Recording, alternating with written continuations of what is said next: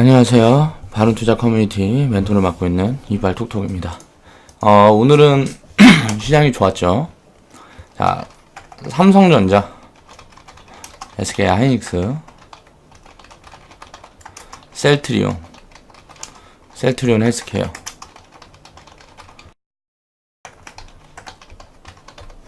자, 코스피, 코스닥 대장주들이 그동안 시세를 주도했던 대장주들이 밀려서 지수는 조금 빠지는 그런 흐름을 보였지만 개인 투자자들의 체감 지수는 훨씬 좋았을 거예요. 왜? 상승 종목이 훨씬 많았으니까. 우리가 지수로 상승장 하락장을 보통 이야기하는 경우가 많은데, 상승장 하락장은 지수로 이야기하는 게 아닙니다. 상승장은 상승하는 종목이 더 많으면, 상승하는 종목이 더 많으면 이제 상승장이고요. 하락장은 하락 종목이 많으면 이건 하락장이에요. 삼성전자, SK하이닉스, 셀트리온 헬스케어가 이렇게 주가가 많이 빠졌는데 상승하는 종목이 더 많았다. 이건 무슨 말이냐면 시장 흐름이 좋아지고 있다는 소리예요. 이제 지금까지는 사실 지수는 바닥부터 많이 올랐지만 코스피 같은 경우도 이제 과거에 2009년도에 만들었던 고점을 뚫고 2011년도야? 2009년도야? 아무튼 그때 만들었던 고점을 뚫고 지수 상승은 했지만 사실 대장주에 너무 이렇게 편중되어 있다 보니까 IT하고 2차전지 외에는 오른 종목이 없어요. 그러니까 그 종목들을 추격 매수, 그러니까 그 시점 이후에 매매를 했던 사람들은 그 종목을 추격 매수한 사람들 말고는 2016년에는 수익을 내기가 어려운 장이었단 말이에요. 근데 이제 지금부터는 앞으로 1, 2년은 이제 뭐 주식해서 돈 벌었다는 사람들도 많이 나올 거고요. 장이 대체적으로 다 좋아질 거라고 보이고 있습니다. 그러니까 이제 그동안 대장주들 너무 많이 이제 버블이 꼈죠. IT는 좀 버블이 꼈어요. 그 버블이 이제 꺼지는 과정에서 시장에서 그동안 이제 소외받았던 그런 섹터들이 거의 막 너무 많으니까 그런 섹터들이 이제 장을 주도하면서 지수를 끌고 갈 거라고 저는 그렇게 생각을 하고 있습니다. 자, IT가 오늘 이야기는 이제 어저께 얘기를 했었죠. IT가 과연 꼭지를 잡았는지 이런 부분들에 대해서 한번 이야기를 해보겠습니다. 저는 이제 꼭지를 잡았다고 생각하는 쪽이에요. 자, 삼성전자가 자 10월 13일 날 사상 최대 실적을 발표했습니다. 제가 9월, 8월 계속 이야기를 했어요. 삼성전자 그리고 SK하이닉스 2분기 실적 나오는 시점이 꼭지가 될 확률이 높다. 그리고 그때부터 빠질 거라고 보고 빠지는 기간은 6개월에서 2년 정도 빠질 거다 라고 이야기를 했습니다. 자, 왜 그렇게 판단을 했고 그런 부분이 왜 이제 저는 이제 알고 있었다. 이제 이게 나중에 빠지게 되면 제 예측이 이제 딱 들어맞는 거죠. 이런 건 그동안 이런 움직임을 보이는 대장주들을 저는 여러 번 경험했기 때문에 알고 있는 거고 이렇게 생각을 하는 거예요. 왜? 종목이 아무리 좋아도 이게 지속적으로 계속 갈 수는 없어요. 그러니까 버블이 과거 닷컴 열풍 때처럼 그렇게 심각하게 만들어지지 않는 이상 이렇게 종목들이 상승을 이렇게 만들어낼 수가 없다고. 그러니까 그런 부분들을 이제 지금부터 한번 살펴볼게요. 자, SK하이닉스가 PBR이 2.45배, 청산가치 한 2배 정도 지금 밸류를 받고 있어요. PER도 굉장히 높게 받고 있죠. PBR이 이렇게 높아지고 PER이 높아지면 주가가 계속 가려면 지금보다 높은 실적이 계속 나온다는 전제가 있어야 됩니다. 근데 이제 너무 실적이 잘 나왔기 때문에 앞으로는 지금 실적은 어느 정도 유지를 한다든가 실적이 계속 줄어들 가능성이 훨씬 크다고 저는 생각을 하는 거예요. 이제 중국에서도 OLED 제품들이 이제 나오기 시작하고요. 그러니까 그런 부분들은 거의 확정이 됐어요. 내년 6월부터 나온다 그러니까 시기가 조금 미뤄질 수 있겠지만 그러면은 내년 6월이면 이미 지금부터 8개월 후잖아요. 그때까지 그렇게 될 거를 다 알고 있단 말이야, 시장에서. 그럼 어떻게 되겠지? 주가는 빠지겠지. 자, 2분기 사상 최대 실적 발표 후에 제가 그런 얘기를 했었죠. 자, 이거 꼭지 잡고 일단 단기하라고 올 거다. 자, 단기하라고 왔습니다. 그리고 왔는데, 슈팅이 나왔는데 3분기에 실적이 더 좋아질 거라고 예상을 다 하고 있어서 이렇게 더 많이 오른 거예요. 이 고점 구간을 넘어서는 이제 슈팅이 나온 거고 3분기에 실적이 더 좋게 나왔죠. 삼성전자 같은 경우는. 근데 이제 SK하이닉스가 더 좋게 나오지 않는다 그러면 무너지는 폭이 커질 거예요.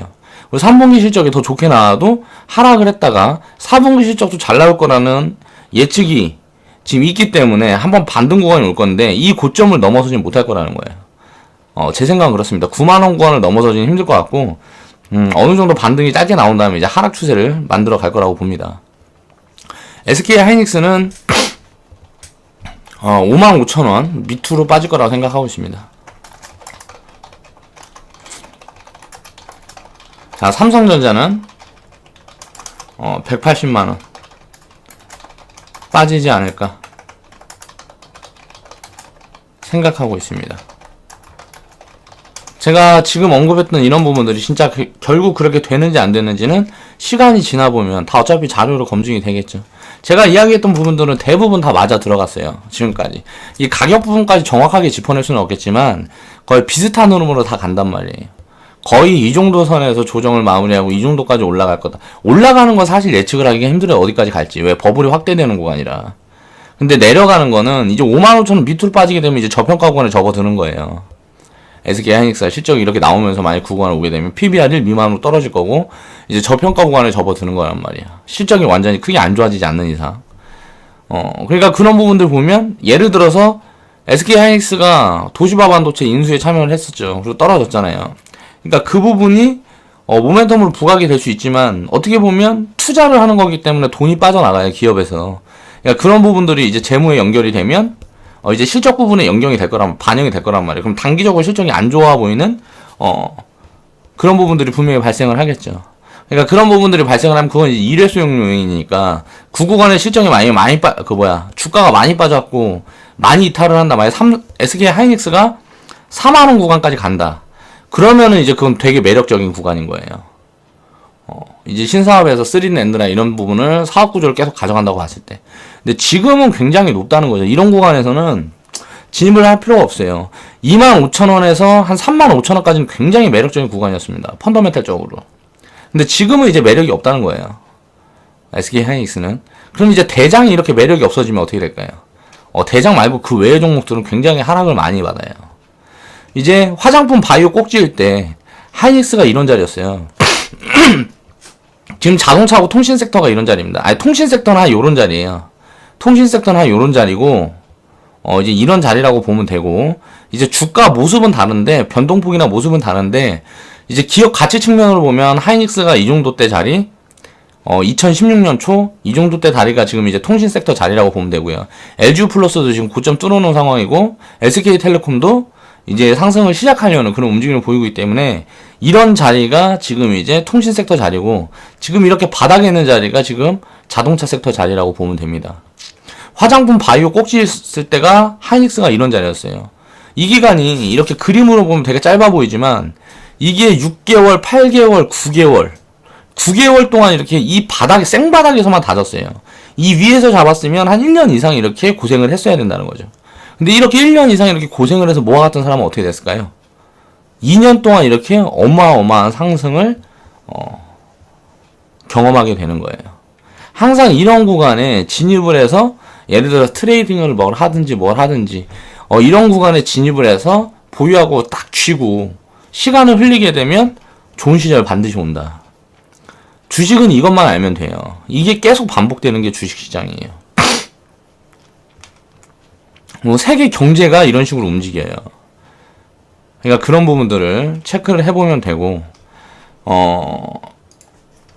지금 보면 BH라고 이 종목이 PBR 6배 정도 되는 종목인데 2016년도에 가장 많이 상승한 종목 중에 하나일 거예요. 자, 보면 바닥이 2,000원 구간에서 25,000원까지 1200% 이상 올랐죠? 갈 만큼 갔다는 거예요. 이제 빠져야지. 빠질 거라는 거예요. 그리고 제가 어저께 영상에서 이야기했지만 반등이 들어올 거라 그랬잖아요. 이제 반등이 근접했다 그랬어요. 오늘 반등이 들어왔죠. 그 전기차 섹터는 이제 반등이 들어왔단 말이에요. IT 섹터는 전기차보다 더 윗자리 있는 구간이에요. 조금 더 내려가야 이제 반등이 들어올 거고, 반등 같은 반등이 들어올 거고, 이제 전기차 섹터는 어느 정도 반등을 만든 다음에 또 이제 하락을 시작을 하겠죠.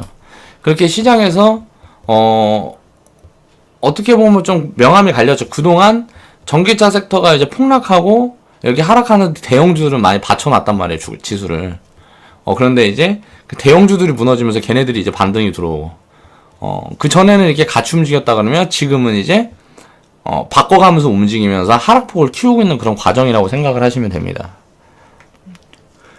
2016년도에는 가장 많이 상승한 종목 100개를 보면 거의 다 IT, 그 OLED라든가 이런 거 관련주들, 그리고 그 전기차 섹터, 이런 섹터들만 상승을 많이 했어요. 그리고 바이오가 뭐 좀 있고요. 셀트리온도 뭐 한 달 만에 한 70%까지 갔으니까. 그러니까 이런 종목들이 상승을 많이 했고 나머지 종목들은 움직인 종목들이 많이 없어요. 거의 다 생바닥에 있는 종목들이 많단 말이에요. 그러니까 그런 것들을 살펴보면 이제 2018년도에는 종목별로는 훨씬 많을 거예요. 뭐 1, 200% 이렇게 가는 종목들이 굉장히 많이 나올 거예요. 2018년도에는.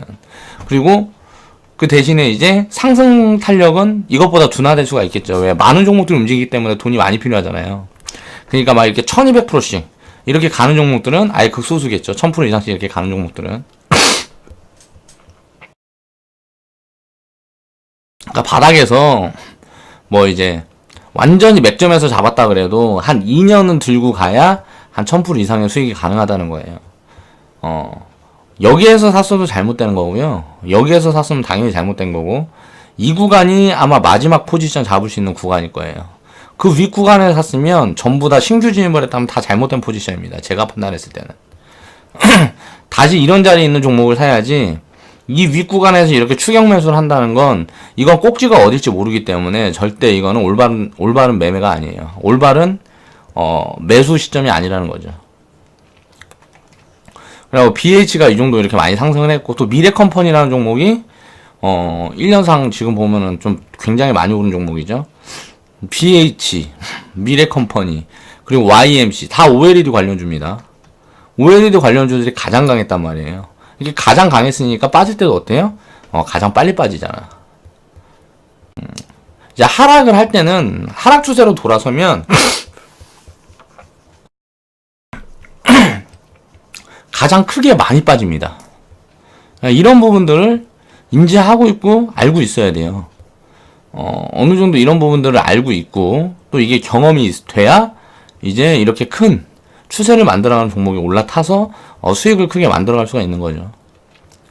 자, SK 하이닉스는 어저께는 이제 삼성 SDI에 대한 흐름을 봤는데 이제 그때는 외국인 수급이 좀 받쳐주고 있었죠. 근데 SK 하이닉스를 보면 외국인 기관 물량을 전부 개인이 다 받아주고 있습니다. 꼭지에서 다 물리고 있는 거예요, 개인들이. 이 자금들 중에 제가 판단했을 때 한 절반 이상은 바닥주도 던지고 이걸로 갈아탄 거예요. 왜? 증권방송을 했는데 하도 좋은 얘기만 하니까 다 갈아타니까 이제 꼭지가 잡히는 거예요. 개인들이 마지막에 사주면 그 다음엔 더 이상 사줄 사람이 없어요. 생각을 해보세요. 주가가 올라가려 그러면 사주는 사람이 더 많아야 되는데 지금 고평가 구간에 들어왔고 외국인이나 기관은 그동안 수익을 굉장히 많이 냈어. 그럼 팔고 싶은데 개인 수급이 붙어줄 때까지 계속 기다리는 거예요. 기다리다 드디어 이제 꼭지에서 개인 수급이 붙어주는 거예요. 여기서 개인 수급이 붙어주지 않았다면 지금 꼭지가 안 잡힙니다. 더 가요. 4분기까지 더 간다고. 근데 개인 수급이 붙어줬기 때문에 이거는 이제 꼭지가 잡혔다고 볼 수가 있는 거예요. 항상 이게 반복입니다. 그러니까 마케팅을 굉장히 잘하는 거죠. 외국인이나 기관이. 기관은 사실 단타 성향이라 그렇게 뭐 중요한 수급으로 저는 보진 않아요. 근데 외국인 수급은 굉장히 중요한 수급입니다. 이건 장기 수급이기 때문에. 반등을 만드는 것도 보통 기관 수급이 만들어요. 반등 구간은 거의 이제 어느 정도 빠지면 단기적으로 튀어 오를 수 있을 만한 그 변동폭이 만들어지는 구간이 오면 기관들은 이제 다시 매수세가 유입이 됩니다. 근데 외국인들은 그럴 때 계속 팔아버려요. 외국인들은 한번 사기 시작하면 어느 정도 상승할 때까지 계속 사고 가고요. 한번 팔기 시작하면 계속 팔고 간단 말이에요. 그럼 그 추세를 잡는 데는 외국인 수급만 보면 돼. 기관 수급은 단기 성향이니까. 왜? 개인들 돈 가지고 하는 게 기관이 매매하는 거잖아요. 개인들, 그 투자자라고 가장한 그 개인들은 당장 펀드라고 집어넣었다가 수익률 조금 안 좋아지면 막 문의 전화 막 계속 하고 난리 난단 말이니까 단기적으로 수익을 안 내주면 안 돼, 기관은. 단기적으로 뭐 한 달, 3개월 이렇게 수익이 안 나면 펀드가 자금이 썰물처럼 빠져나갑니다. 수익이 나면은 수익이 나는 대로 또 빠져나가고, 손실이 나게 되면 굉장히 귀찮게 하고 계속 귀찮게 하죠. 본전 생각나서 오히려 팔지는 못하고. 그러니까 IT는 이제 버리세요. IT 버려야 될 때입니다. 지금 IT는 버리고 한 2년 후쯤이나 다시 관심을 가져야 될 섹터예요. 지금은 보면 OLED 관련 섹터가 막 1000%씩 갔어요. 이거는 너무 많이 간 거잖아. 바닥에서 바이오가 2015년에 2013년, 2011년부터 올라가고 바닥에서 거의 한 2000% 정도 상승을 했죠. 바이오 같은 경우는. 바이오 같은 경우는 꿈이 너무 커. 시장이 OLED 이런 시장이랑 비교가 안 된단 말이야. 훨씬 크단 말이에요. 시장이 뭐 몇 형, 뭐 이런 정도의 거의 시장이기 때문에 그 버블이 엄청나게 크게 확대가 된 거고, 이제 OLED나 이런 섹터는 이 정도면 됐어요. 버블이 더 확대되긴 힘들어요. 그래서 저는 이제 꼭지를 잡았다고 생각을 하는 쪽이고, 이 이야기는 제가 8월달이고 7월달이고 그 전부터 계속 드렸어요. 절대 이 구간에 사면 안 된다. 더 갈 걸로 보고 있는데 사면 안 된다는 얘기를 계속 했어요. 왜? 더 갈 걸로 보이면 사면 되지 않냐. 그리고 가는 구간을 수익을 챙기고 나오면 되지 않냐. 그거는 이제 투자랑은 동떨어진 거예요. 그냥 매매 관점인 거예요. 근데 저 같은 이제 전문가라고 지금 이제 뭐 리딩을 하고 회원들이 자금을 운용을 하는데 피드백을 하고 하는 사람이 투자 관점이 아닌 매매 관점으로 리딩을 하고 하면 어떻게 되겠어요? 투자자가 아닌 투기꾼을 계속 생성하게 되는 거잖아. 그럼 이제 근본적으로 보면 우리나라 투자 문화에도 굉장히 안 좋은 영향을 끼치고요. 우리나라 뭐 애널리스트나 뭐 그런, 예를 들어서 트레이더들, 그런 사람들이 증권방송에도 많이 나오고 보통 그런 사람들이 이야기들을 더 많이 하기 때문에 우리나라는 투자 성향을 입힐 수가 없는 거예요. 사람들의 인식이 그렇게 박혀 있는 거야. 왜? 그런 것만 보고 배우니까. 그렇다 보니까 장기적으로 막 삼성전자 2만원대부터 지금까지 뭐 250만원대 갖고 있는 국민들이 되게 많아야 될 거 아니에요. 삼성전자 같은 게. 우리나라는 삼성공화국이라고 불리는 나라인데, 뭐 삼성전자 2만원대 아니라더라도 뭐 10만원, 30만원대서부터라도 지금까지 갖고 가는 사람들, 국민들이 굉장히 많으면 우리나라가 잘 살겠어요? 못 살겠어요? 잘 살 거 아니에요. 삼성전자 주가는 훨씬 더 높은 자리에 있겠죠. 국민들이 그렇게 많이 참여해서 오래도록 보유하고 있었으면. 그러니까 저축을 우리가 정기적금 2년, 3년 이렇게 하는 것처럼 주식도 그렇게 정기적금을 넣고 그렇게 주식을 그렇게 정기적으로 사고 그렇게 오래 보유하고, 이런 부분이 확대가 되면 확대가 될수록 우리나라 시장을 건전해주고 우리나라 기업들은 전 세계에서 힘을 발휘하게 될 거예요. 미국처럼. 그런 부분들이 확대가 돼야 우리나라가 잘 살 수 있습니다. 그러니까 지금부터는 그 매매 관점은 다 버리세요. 결국은 잡히잖아, 꼭지가. 바닥에 있는 종목들이 이렇게 많은데 이런 종목들 쳐다도 보지 말라고. IT 같은 종목들은. ID에서 이제 제조업 부분, 이제 뭐 서비스나 이런 쪽은 다르고요. 그건 이제 IT는 IT지만 아예 관점이 다릅니다. 그러니까 그런 쪽은 이제 배제하고 이제 IT 제조업 부분은 지금 쳐다볼 때가 아니라는 거예요. 과거에도 그랬지만 지금은 당장 던져야 돼. 이게 반등이든 뭐든 기다리는 게 아니에요. 사실 반등 구간 기다렸다가 매도하는 게 정석이지만 이렇게 꼭지가 나온 종목은 그냥 일단 던져버려야 돼요. 이미 확인이 됐잖아요, 지금 꼭지가. 보세요. 이 YMC라는 종목을 보면 그동안 이렇게 조정을 받고 다시 가는 구간에 이렇게 큰 하락 각도가 나온 적이 있는지를 살펴보세요. 한 번도 없죠. 이런 하락 각도가 나온 적은 한 번도 없어요. 이건 추세가 바뀌었다는 거예요. 자, 각도에 대한 이야기를 제가 굉장히 많이 했죠. 지금 보세요. 미래컴퍼니 같은 종목은 이렇게 각도가 나왔던 적이 한 번 있었어요. 그쵸? 그럼 이미 이 자리가 이미 꼭지였어요. 이거는 그냥 버블을 확대하는 개미 꼬시기 구간이었다고 생각을 하면 됩니다. 이미 이 자리가 꼭지가 잡힌 거예요. 이때가 언제예요? 5월, 4월. 이 미래컴퍼니와 종목은 이때 이미 꼭지가 잡힌 거예요. 한 번에 되돌림이 들어온 거지. 왜? 상승 각도가 굉장히 컸기 때문에 그에 따라 하락 각도가 커진 거니까 한 번 되돌림이 들어온 거예요. 파동상.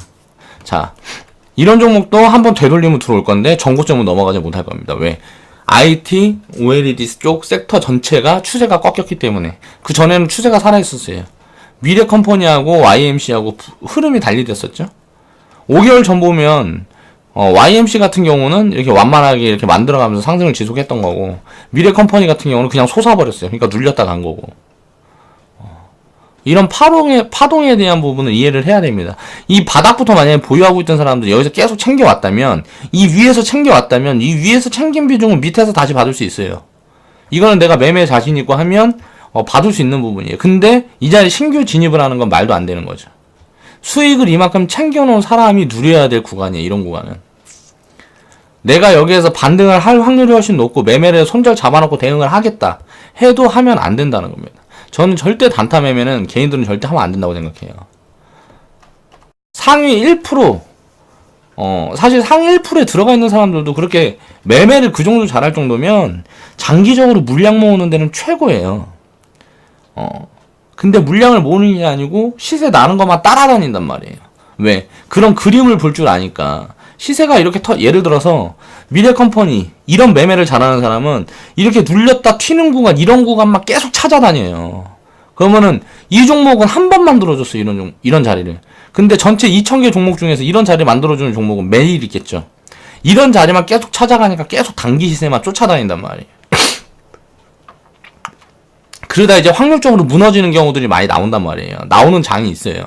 무너지는 경우들이 많이 나오는 장이 만들어지면 계좌가 빵꾸가 굉장히 커져요. 왜? 단타꾼들은 50% 맥시멈으로 잡아도 30% 이상은 비중을 실어야 됩니다. 그렇지 않으면 효율이 없어요.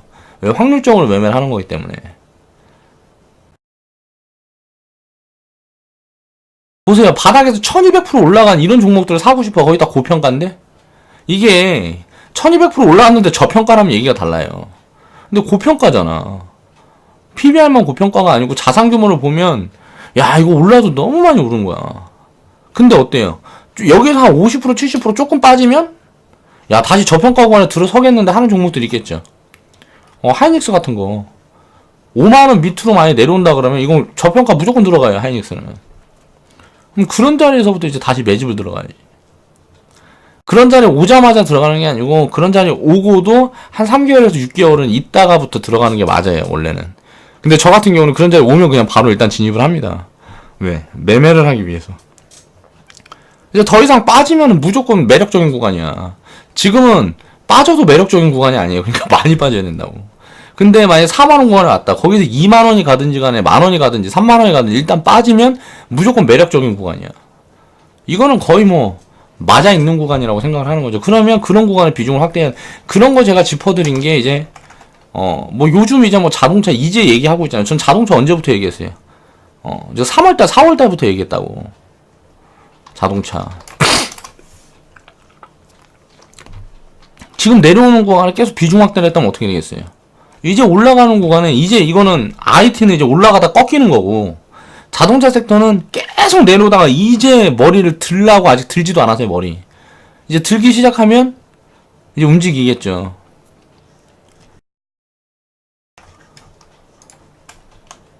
제가 이야기했던 과거의 종목들, 메디포스트며, 카카오, 다 안 좋을 때 이야기했던 종목들이잖아요. 지금 다 어떻게 되세요? 100% 이상씩 다 갔잖아요, 바닥권에서. 제가 이야기했던 작년 11월 때쯤. 자, OCI, 게임빌. OCI 같은 건 어때요? OCI 같은 경우도 78,000원 99원에 딱 추천 나가고, 그때가 작년 트럼프 그때죠. 지금 이제 10만원권 와 있으니까. 대충 한 30%, 40% 그 사이권 수익 구간 와 있잖아요. 그때부터 가지고만 있었다 그러면. 그렇죠. 다른 종목들도 다 따져보세요. 제가 1억 가상 시뮬레이션이라고 영상에서 만들었던 그 종목들 중에. 그 구간에서 평단해갖고 손절 구간인 종목들 몇 개 없을까요? 현대백화점 이런 거? 제가 현대백화점 같은 경우는 우리 커뮤니티에서도 버린다고 이야기를 했던 부분이 아마존에 대한 이제 걔네들이 하는 사업 구조라든가 이런 거 보고 이거 부동산 비중이 너무 많다 해갖고 던져버린 거란 말이에요. 백화점 쪽은 앞으로 몇 년 있으면 이제 건설 경기 무너지고 뭐하고 하면 부동산을 많이 주고 있는 많이 주고 있는 기업들은 이게 리스크가 크다라고 저는 본 거예요, 개인적으로. 그렇기 때문에 2년 후에 그런 그림이다 라고 생각을 하면 사실 투자 매력이 없는 거죠. 그래갖고 버린 건데, 그런 종목들도 제가 들었던 매수가 위에서는 무조건 청산할 수 있는 기회를 줍니다. 지금 왜? 굉장히 지금 가치로 따져봤을 땐 저평가니까 굉장히. OLED 섹터는 2년은 빠져서 바닥을 다질 거라고 저는 보고 있고요. 자, 산업 사이클은 보통 이제 2년간의 호황기를 누리면 공급 포화가 돼요. 지금 IT는 호황을 누린 지 한 1년 정도 된 것 같아요. 근데 그 1년 전부터 주가는 반영을 했죠.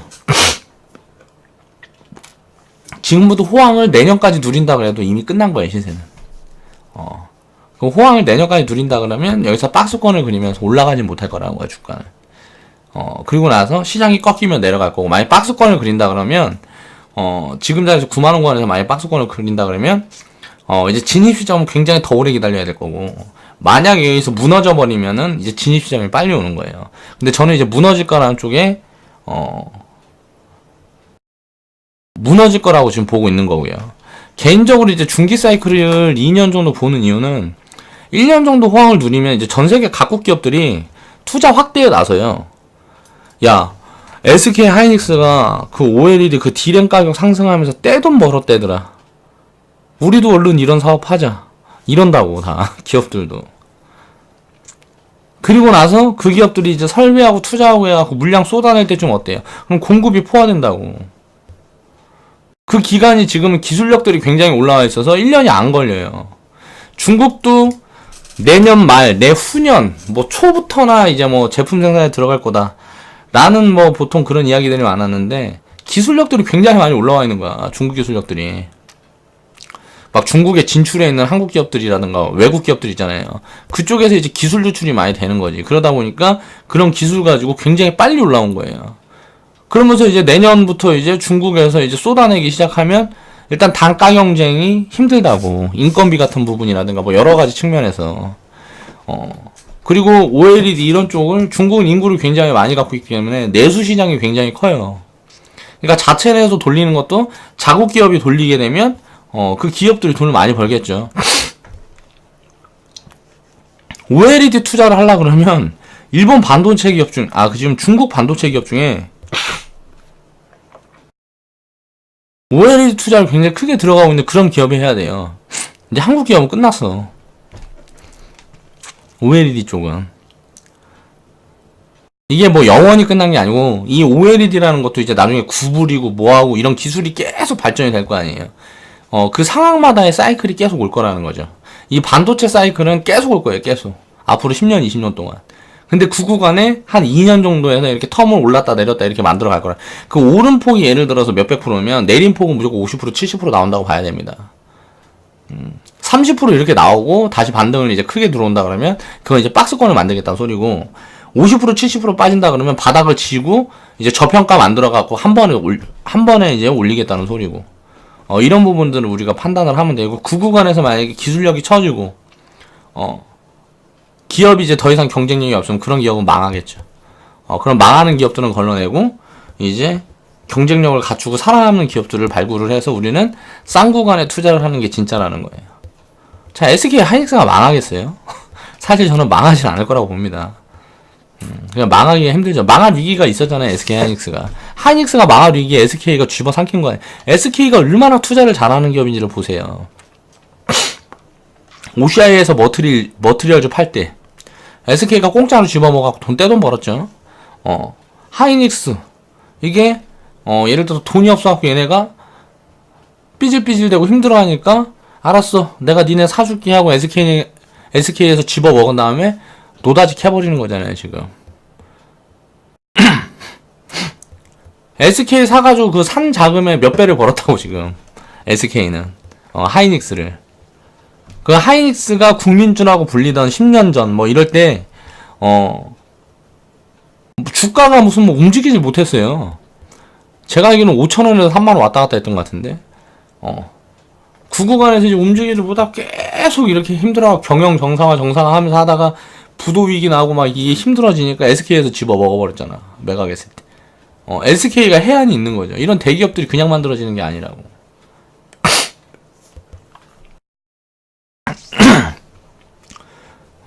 이제 2년의 사이클, 제가 이제 2년 사이클을 보통 중기 사이클로 보는데, 2년의 사이클이라는 이 기준은 어떻게 만들었냐면, 수요와 공급 측면에서 이제 제조업의 한계가 아닐까 싶습니다. 제가 봤을 때 개인적으로. 농산물 같은 경우는 보통 3년에서 5년 정도에 움직이더라고요. 그리고 부동산 같은 경우는 10년, 20년의 사이클을 만드는 게 그동안 제가 경제를 공부하면서 느꼈던 사이클이에요. 이 사이클의 반복을 이해를 하면 그 사이에서 분석이 들어가고, 그런 부분에서 2년의 사이클이라 그러지만 텀이 예를 들어서 뭐 6개월에서 1년은 있을 수가 있겠죠. 그런 텀들을 축소하는 과정을 거치고 우리가 투자를 하면 실패하기가 어렵다. 그리고 나서 한번 이제 진입을 해가지고 2년 사이클 한번 딱 올라탔다. 그 다음부터는 파는 게 아니에요. 나누어 판 다음에 다시 이제 좋은 자리 올 때까지 기다리는 거죠. 왜 팔지 않냐면은 내가 샀던 그 자리는 이제 다시 안 와요. 기업이 계속 성장을 한다 그러면 내가 2년 사이클 사기 전에 저평가 구간에서 내가 잡았단 말이에요. 이게 완전 저평가에 잡았어. 그러면 그 저평가 구간은 이제 안 온다고. 10년이고 100년 후고 안 와요, 그 자리는. 기업이 계속 성장한다는 전제 하에. 그럼 계속 성장할 수 있는 기업을 저평가 구간에서 사면 어떻게 되겠어요? 그거는 내가 진짜 돈이 필요한 상황이 아니면 팔면 안 된다는 거지. 그런 걸 한번 잡아내기가 얼마나 힘든데 그걸 자꾸 팔아. 그걸 한번 잡아내면 그냥 끝까지 갖고 가는 거예요. 배당을 주면 배당 다 받아먹고, 이제 나중에 많이 또 싸지면은 거기에다가 또 이제 위에서 팔았던 것 중에 일부 덜어가지고 조금 더 사고, 몇 년 단위로 이렇게 투자를 확대해 가면 자산은 당연히 불겠죠. 이 자산의 이 변동성, 이런 것도 최대한 자산의 변동성을 줄이고 위쪽으로만 상하게끔 움직여 주려 그러면 자산 변동성을 줄이려 그러면 단기 매매를 하면 안 돼요. 우리가 뭐 6월부터 8월까지 폭락장이고 투매장이고 그랬다 그래도 우리 계좌는 2월 초부터 운영했던 사람들은 보통 지금 5%권입니다. 손실 구간. 왜? 2월 달부터 이제 뭐 4월, 5월까지는 우리가 주식 비중을 100%로 가져간 적이 없어요. 그렇게 하면서 계속 수익을 조금씩 쌓았어요. 그런데 이제 보니까 그때 수익을 쌓다 보니까 우리 회원분들도 자금을 계속 늘린 분들이 많이 계시죠. 그러다가 이제 폭탄을 한번 맞았어요. 9월 달에. 그렇게 해갖고 8월 달에 주식 비중을 100% 채우고 폭탄 한번 맞았기 때문에 손실이 확 늘어났는데 그 손실 구간을 체크를 해봐도 계좌 손실률 5% 내외예요. 그리고 신규로 6월 달, 7월 달에 진입했던 분들이 한 계좌 손실 구간이 한 10%. 이거 얼마나 빨리 돌아서는지 보세요. 이제 바닥 잡혔다고 제가 계속 얘기하고 있잖아요. 판 뒤집혔다고. 이 구간이 얼마나 빨리 돌아서는지 이제 경험을 해보라는 거예요. 그리고 이런 부분에 그것도 이제 결과론적으로 판단 미스였지만 저는 그렇게 생각합니다. 이게 북한 리스크는 그때 잡아낼 수가 없었다. 8월 구간에. 근데 북한 리스크 오고 나서 9월 달에 이제 투심이 얼어붙으면서 투매가 나온 거란 말이에요. 근데 우리는 그 투매 구간에도 견뎠으니까 지금 이제 상승을 시작하면 이건 이제 다 이제 고스란히 우리한테 수익으로 다 돌아오는 거죠. 왜? 근데 투매 구간에 다 던지고 나갔던 사람들은 다 사질 못해요. 왜 사질 못할까? 심리적으로. 내가 팔았던 가격보다 높이 있으니까 이제 비싸 보이는 거니까 사지 못한다니까. 우리는 가지고 견뎠기 때문에 우리는 이제 매매를 하고 이제 그 종목을 보유를 할 수 있는 거고, 그때 던졌던 사람들은 심리적으로 사지 못한다니까. 이 심리적인 부분에서 먼저 이기고 가야 되고, 투자자가 되려면. 그리고 나서 이 분석에 대한 이런 공부를 해야 돼요. 기업의 가치를 판단할 수 있는 그런 공부가 되어야 된다. 그건 이제 통계적으로 재무제표라든가 이런 걸 또 중요하게 봐야 되고 뭐 그런 걸 이야기하는 사람들이 많은데, 대충 흐름을 보면 저는 보인다고 생각합니다. 그 중에 우리나라에서 대장이 뭐냐? 우리나라 시장에 투자를 한다 그러면 지금 업황이 풀리게 뻔히 보이는 게 예를 들어서 태양광이다. 그러면 태양광에서 우리나라에서 대장이 뭐냐? 그 대장 뽑아보면 몇 개나 나와요. 그런 거 다 사가지고 그 중에 잘 나가는 거 하나만 주고 있으면 돈 버는 거예요. 돈을 버는 게 아니고 내 자산이 커지는 거라고. 그게 무슨 뭐 태양도 있을 거고 철강 산업도 있을 거고. 저는 이제 조선하고 건설은 아예 버렸다고 이야기를 했으니까. 금융 같은 경우도 버렸지만 전 증권이나 보험은 가지고 있습니다. 증권이나 보험. 증권 같은 경우는 지금 이제 진입 시점을 보고 있죠. 그동안 너무 비싸서 못 샀어. 근데 지금 충분히 빠져주고 있어요. 근데 더 빠져야지. 왜? 바닥 잡아내고 싶으니까 더 빠질 것 같아요. 더 빠질 확률이 높다. 그럼 기다리는 거예요. 만약에 올라간다 그러면 더 높은 자리에서 잡든지 아예 버리든지 간에 더 빠질 확률이 높다고 보이면 더 빠질 때까지 기다리는 거지. 이게 그러니까 주식 투자는 항상 기다려야 돼. 기다릴 줄 알아야 돼요. 사고 싶어 죽겠어도 딱 분석을 해보고 야 분석상 무조건 내려온다 싶으면 기다리는 거야. 그게 투자다. 기다려서 딱 내가 생각했던 구간까지 내려오면 이제 진입을 해서 기다리는 거죠. 그 다음에 또 이제 수익을 확대하는 기다림을 가지는 거예요. 처음엔 사고 싶은데 사기 위해서 기다리는 거고, 그 다음에 사고 나서부터는 이게 수익을 정말 많이 만들어줄 때까지 기다리는 거예요. 그리고 나서 내가 그렇게 분석을 했던 부분이 잘못됐다거나 또 새로 분석해서 새로운 종목들을 계속 찾는데 내가 과거에 사놨던 것보다 더 좋은 게 보여. 그럼 갈아타야지. 웬만하면 수익 구간에서 버리고 갈아타는 걸 저는 이제 보통 사용을 합니다. 왜? 손실 구간에서는 이 종목도 나쁜 종목이 아니기 때문에 손실 구간에선 이 종목이 먼저 갈지 그 전에 담아놨던 종목이 먼저 갈지 단기적으로 내가 더 좋다고 장기적으로 더 좋다고 생각했던 그 종목이 먼저 갈지는 모르는 거니까 단기적인 흐름은 예측이 불가능해요. 그건 대충 예측은 가능한데 예를 들어서 텀이 한 달 내에 움직일 거다 라는 거는 예측이 가능해요. 근데 당장 내일 움직일지 당장 이게 오늘 움직일지 이런 부분들은 정확하게 잡아낼 수가 없다는 거죠. 그렇게 해서 저는 이제 OLED 같은 경우는 중국 기업들이 OLED 반도체를 쏟아내는 시기가 내년 6월쯤이라 통계가 잡히고 있기 때문에 4분기를 마지막으로 꼭지를 잡고 반도체 OLED 쪽은 하락 추세로의 전환이 개인적으로 예정된 수순이라고 본다는 거죠. 그러면 4분기에 만약 꼭지를 잡으려면 어떻게 되냐면 지금 3분기 실적이 발표가 되고 좀 어느 정도 눌렸다 반등이 한번 나오겠죠. 그러면서 이제 반등이 나오는 구간에 지금 꼭지를 넘어서지 못할 거라고 보고 있어요. 그러니까 하이닉스 같은 경우는 9만원을 넘어서지 못할 거라고 보고 있다는 거죠. 그리고 나서 많이 빠진다는 거예요. 그때부터 이제 하락이 본격적으로 진행이 되는 거예요. 화장품, 엔터 이런 종목들이 반토막 났던 것처럼 IT 섹터도 다 반토막 난다고. 지금 9만원에서 5만원 밑에까지 내려온 거의 반토막이잖아요. SK 하이닉스가. 그러니까 대장주는 보통 바닥에서 1000%, 2000%의 상승폭을 만든다는 것도 이것도 이제 반복되는 사이클이죠. 2015년에는 화장품이 바닥에서 굉장히 많이 갔고 바이오가 제일 많이 갔죠. 한 2000% 갔단 말이에요. 바이오에서 상승이 큰 종목들은 한 2000%씩 상승을 했어요. 그리고 화장품도 굉장히 많이 갔죠. 바닥에서 굉장히 많이 갔어요. 한 2년 동안 굉장히 많이 올랐다고. 그 다음에 이제 뭐 엔터, 게임 그런 섹터들이 다 많이 갔었단 말이에요. 2015년에. 그리고 2년 조정받고 지금 이제 턴을 하는 거예요. 움직임이. 사이클이 딱 맞아 떨어지잖아. 요즘 핫한 게 뭐예요? 사드 악재. 화장품, 뭐 엔터, 뭐 게임, 뭐 이런 섹터잖아요. 근데 얘네들은 올 하반기에서 내년, 내후년까지 지속해서 모멘텀을 끌고 가기가 어렵다고 판단을 하고 있는 거예요. 그럼 중단기 사이클이에요, 이거는. 사이클이 길어질 거라고 보기는 어렵다고 봅니다. 근데 이제 그 중에서, 굉장히 모멘텀이 붙는 종목별로 있을 거예요. 섹터별이 아니고, 2015년 때처럼 sek터가 전부 다 움직이지 못할 거라는 거예요. 그 사이에서 이제 선별 과정을 거쳐서, 이제 실적이 확대되는, 그런 종목들만 선별돼서 먼저 많이 움직이겠죠. 그리고 2018년, 2019년, 뭐 2020년까지 계속 연결해서 갈 거라고 보고 있는 거는 이제 통신 섹터, 자동차 섹터라는 것이. 철강 섹터도 내년까지는 일단 좋을 것 같고. 뭐 이렇게 해가지고 판단을 해볼 수가 있다는 거다. 사이클 같은 경우도 모멘텀이 어느 정도 발휘를 할 수 있을까 이런 부분들이 체크가 돼야 된다는 거예요. 그리고 지금 싼 구간인가 비싼 구간인가. 음식료 섹터들도 이제 뭐 2018년도에 통신 얘네들이 한번 움직이면 2019년도에는 음식료도 한번 움직여줄 수가 있죠. 왜? 음식료 섹터 지금 내수 섹터들이 엄청나게 싸요. 싼데 내수 섹터들은 되게 오래 걸릴 것 같아. 먼저 갈 것들 먼저 보자 이거야. 모멘텀이 강한 것들부터 보자고. 그래서 통신 이야기를 지금 계속 하고 있는 거고, IT는 이제 꼭지 잡았다고. 그리고 이 얘기를 하면서 제가 판 뒤집혔다 얘기는 왜 했냐면, 지금 IT, 2차전지.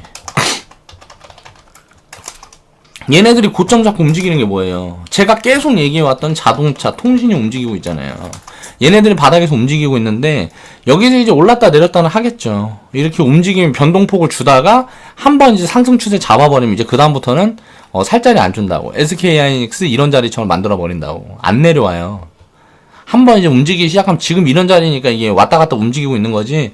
한번 이렇게 움직이기 시작하면 이제 안 내려와. 올라가는 각도가 세지고 내려가는 각도는 계속 약해진다고. 이렇게 조정이 한번 들어오면 그런 구간에 우리는 이런 구간에 사서 보유를 하고 있었기 때문에 이런 자리에서 비중을 늘릴 수 있어요. 왜? 수익이 많으니까. 그동안 쌓여둔 수익이 많으니까. 여기에서 챙기고 여기서 챙기고 챙긴 수익이 있을 거 아니에요.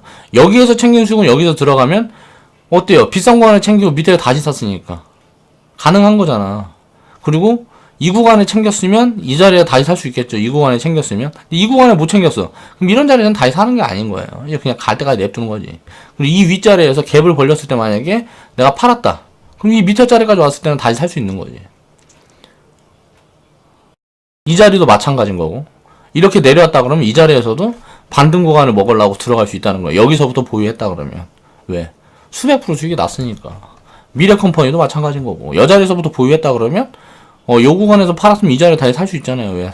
팔았던 것보다 싼 구간이니까.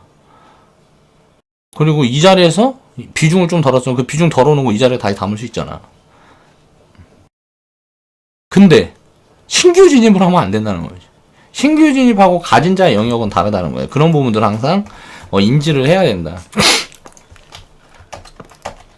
그래서 요즘은 이제 증권방송 같은 데서도 이제 슬슬 얘기를 해요.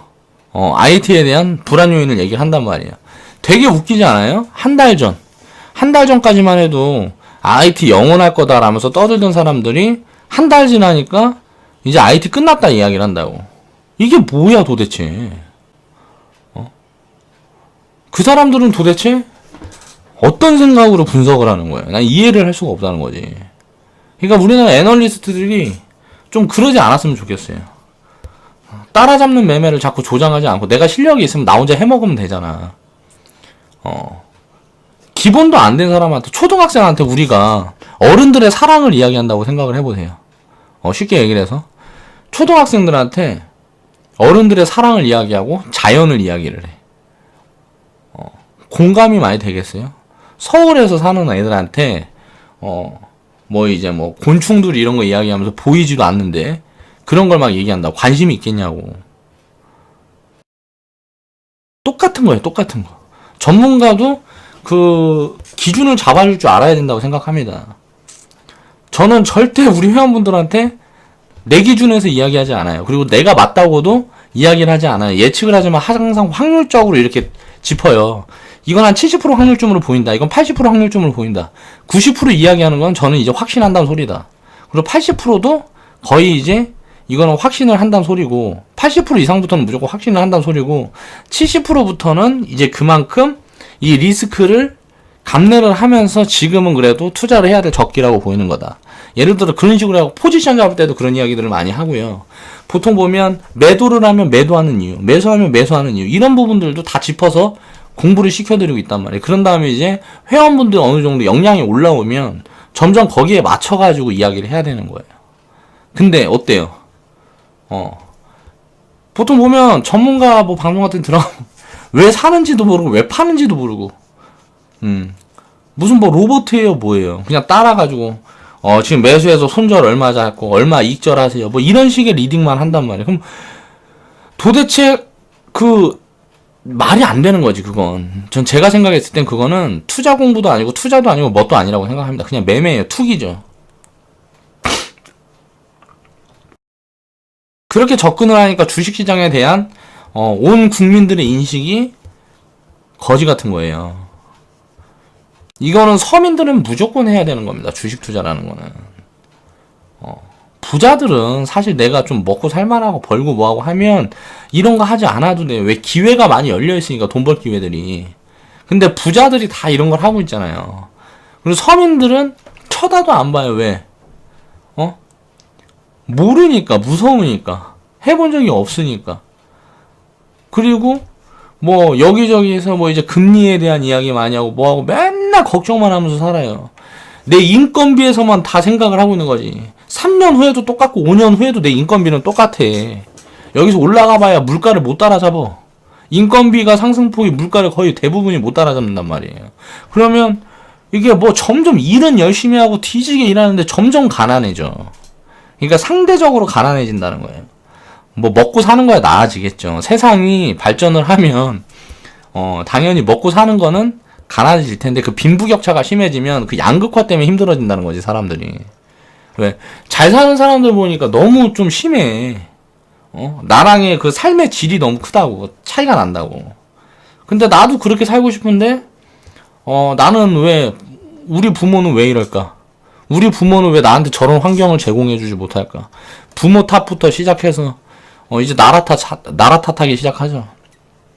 한국은 헬조선이고, 저도 과거에 이제 막 죽으려고 그러고, 자살하려고 그러고, 막 그런 얘기 생각 많이 하고, 제가 막 이제 죽으려고 마음먹고 막 할 때는, 자살 카페 같은 것도 잘 없었어요. 정말 힘들었어. 다 막아놔갖고, 국가에서. 근본적인 대책이 안 돼. 그때 제가 이제 딱 생각했던 게, 막 되게 짜증나더라고요. 죽을라 그래도 겁이 나갖고, 63빌딩에서 뛰진 못하겠고, 딱 뛰려니까 밑에 보고 겁나서 못 뛰겠는데 어떡해. 소주 딱 나발불면 발이 벌벌 떨려 근처에도 못 가겠어요. 혹시 발 헛디딜까봐. 겁이 많은 거지. 한강 다리에서 한강 딱 보면, 야, 저기 떨어지면 많이 추울까? 죽고 싶은데 먼저 드는 생각이 그런 거라고. 왜 죽고 싶을까, 사람이?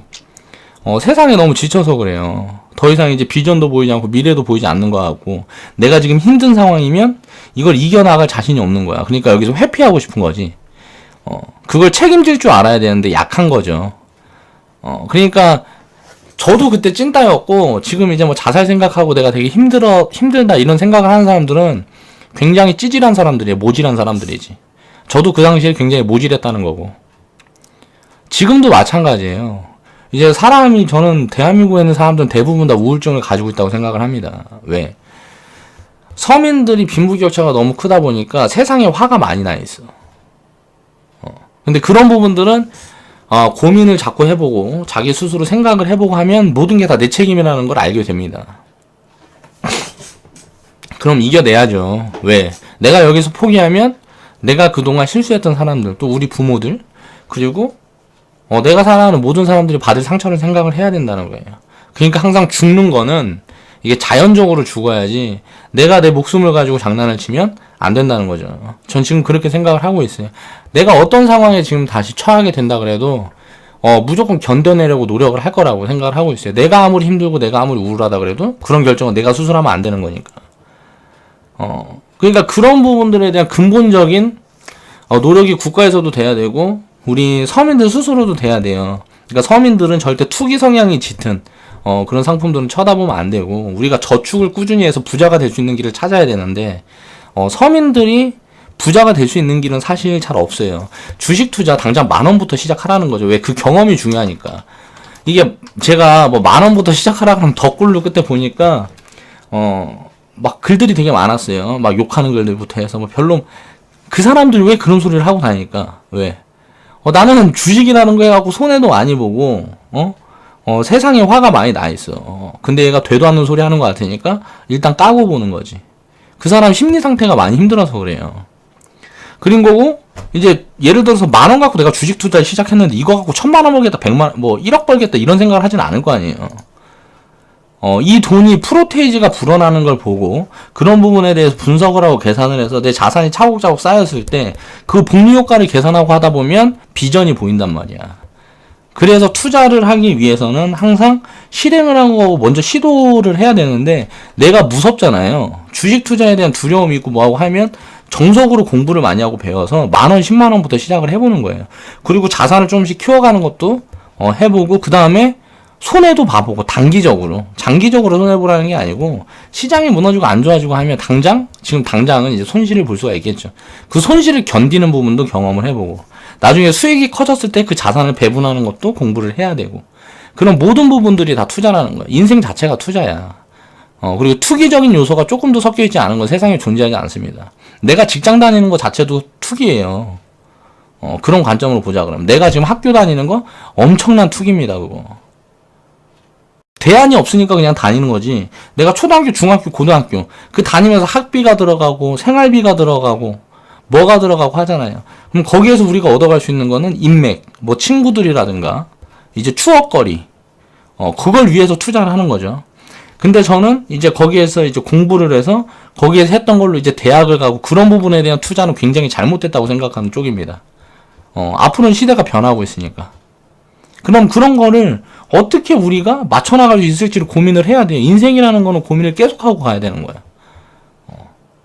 지금 IT 2차전 이런 이야기부터 해서 제가 종목들 추려드릴 때 이야기하고 하는 부분들을 보면 엄청나게 분석을 많이 하고 공부를 많이 하고 그동안의 경험이 쌓여있으니까 이런 이야기를 자신있게 할 수 있는 거예요. 틀렸으면 내가 이야기했던 부분이 틀리면 왜 틀렸는지 분석을 해봐야 되는 거지. 8월 달에 제가 100% 비중 실어라 얘기하면서 굉장히 확신에 차서 이야기를 했습니다. 이건 내가 봤을 때 80% 이상으로 본다. 이거는 여기서 만약 더 빠진다 그러면 무조건 견뎌야 되는 구간이다 하고 무조건 다 때려 박으세요. 하고 8월 말에 얘기를 했단 말이에요. 그리고 저도 때려 박았어요. 제 계좌에 있는 내 돈. 왜냐하면 회원분이랑 저는 이제 계좌에서 똑같이 자금으로 해갖고 같이 운영을 하고 있으니까. 저도 그래갖고 손실이, 찍혔는데, 그거만 생각을 해보면 왜 그랬을까 분석을 하는 거죠. 내가 이거 봤을 때 무조건 가야 되는데, 왜 여기서 이렇게 됐을까? 내가 잘못된 부분이 뭘까? 체크를 해보니까 다른 거 없었다는 거예요. 펀더멘탈이고 뭐고 뭐 세상 글로벌 경기고 뭐 다 필요가 없어요. 그냥 북한 리스크, 김정은이나 트럼프랑 말싸움 해갖고 전쟁 나겠다. 라는 위기감이 고조되니까 시장이 무너져 버렸단 말이에요. 그거는 그 시기가 딱 그 시점이라고 알아낼 수가 없었어요. 8월 달에 이렇게 배팅을 해놓고 제가 예상을 했던 부분은 9월, 10월, 11월 이제 북한 리스크가 어느 정도 들어온다 그래도 그동안 다 선반영이 돼 있기 때문에 이거는 배팅해도 된다. 전쟁은 없다라고 생각을 했던 거죠. 그렇게 했는데 그때 배팅을 했는데 9월 달에 배팅했으면 더 좋았을 거라는 거지. 근데 사람이니까 나도 그 부분을 정확하게 알아낼 수가 없다는 거야. 그때 그래서 9월 달 우리가 고생을 더 하고 지금에서야 이제 조금씩 추이가 보이는 거예요. 이게 이제 11월, 12월 되면 다 돌아설 거고요. 내년 1월 되면 우리는 이제 수익을 크게 쌓아가면서 이제 좋은 이야기만 하고 있겠죠. 그런 부분이 진짜 그렇게 진행이 되는지 안 되는지 그건 이제 지켜보면 될 것 같고요. 여기에서 만약에 북한 변수가 또 나온다 그러면 거의 뭐 전쟁 근처까지 가지 않는 이상은 이제 시장이 무너지진 않을 거라고 보고 있습니다. 그러니까 뭐 당장 이제 뭐 해서 뭐 핵을 보내버린다든가 미국으로 쏴버린다든가 예는 뭐 트럼프가 북한에 타격이 들어간다든가 뭐 이런 상황이 되지 않는 이상에는 거의 뭐 전쟁은 없을 거라고 보고요. 일어나서도 안 되고. 그러니까 우리는 투자를 할 때는 항상 최악의 상황을 준비를 해야 되지만 견디는 게 우선이 돼야 돼요. 그리고 나서 이제 어느 정도 이제 자산이 불어나게 되면 그 자산을 이제 여러 군데 이제 포괄적으로 나누는 그런 방면의 공부도 이제 우리는 함께 진행을 해볼 겁니다. 그러니까 IT는 이제 쳐다보지 말란 소리예요. 쳐다보지 마세요. 이게 더 간다 그래도 쳐다보지 마. 저는 근데 더 갈 확률이 거의 없다고 보여요. IT는. 삼성전자가 13일날 그 실적 발표했을 때 얘기하고 며칠 있다가 살짝 꿈틀대더니 지금 이제 오늘 또 이제 많이 빠지고 있죠. 이제 하락이 시작됐다는 거예요. 제가 봤을 땐 그렇게 판단이 되고요.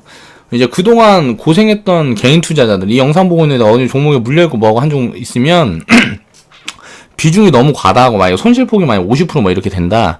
올라갔을 때 비중을 조금씩 줄여야 돼요, 무조건. 그래야 다시 살 수 있는 돈이 있잖아요. 그 현금이 없으면 무조건 올라갈 때 본전 생각이라는 거 하지 말고 무조건 줄이는 겁니다. 그리고 내려올 때 다시 잡아야 돼. 그러니까 그런 부분에 대한 공부를 해보고, 지금부터는 이제 개인 투자자들의 시간이에요. 근데, 개인들이 대부분 다 하이닉스, 뭐 2차전 이쪽에 이제 또 물려있는 사람들이 훨씬 많습니다. 개인 투자자들 평균을 봤을 때 한 80% 이상은 이제 뭐 IT나 2차전지에 지금 물려있다고 보시면 돼요. 언론에서 하도 그쪽 이야기만 해서 또 그쪽이 주가가 이렇게 많이 오른 걸 보니까 꿈에 부풀어서 이제 지금 안 사면 큰일 날 것 같은 거지. 계속 올라가니까. 그리고 나서 이제 꼭지에서 물었던 사람들은 지금 무조건 던져야 됩니다. 그리고 과거에 내가 손절했던 거 다시 사세요. 그런 부분으로 생각을 하고, 시간이 조금 더 견뎌지면, 이제 좋은 흐름이 있을 거다. 이제 내일은, 오늘은 이제 IT. 그동안의 대장주들이, 어저께 오늘 이제 그동안의 대장주들이 꺾였다. 라고 제가 얘기를 하고, 지금 이제 판이 뒤집혀서 새로운 대장주가, 탄생할 것이다. 라는 이야기를 하고 있죠. 내일은, 그 부분에 대한 이야기를 한번 해볼 거예요. 단기 투자와 장기 투자 그 사이의 갭 어떤 부분이 효율이 있을까 이런 부분들을 내가 분석했던 내용들을 한번 꺼내서 한번 이야기를 해보도록 하겠습니다. 자, 오늘 이야기는 여기서 마무리 할게요. 긴 영상 보셔서 긴 영상 봐주셔서 감사하고요. 스스로 투자를 함에 있어서 우리가 항상 저축으로 대응을 하고 장기적인 관점으로 우리는 투자를 하는 습관을 지금 무조건 들여야 된다. 그래야 이제 리스크도 없고 나중에 경제적인 자유를 이제 누릴 수 있는 그런 시간이 언젠가는 온다라는 이야기를 드리면서 오늘 영상은 진짜 마무리하겠습니다. 자, 좌측 하단에 보시면 추천 마크 있고요. 광고는 필수다. 왜? 내가 여러분들한테 나눠드리는 것만큼 여러분들도 그에 대한 보답으로 시간을 조금은 투자를 해서 광고를 봐주자 라는 이야기는 계속 하고 있죠. 내가 원래 이런 구걸하고 이런 거 별로 좋아하지 않는데 그거는 사람의 도리라고 보는 거야. 왜 돈 들어가는 거 아니니까. 그럼 이제 내일 뵙겠습니다.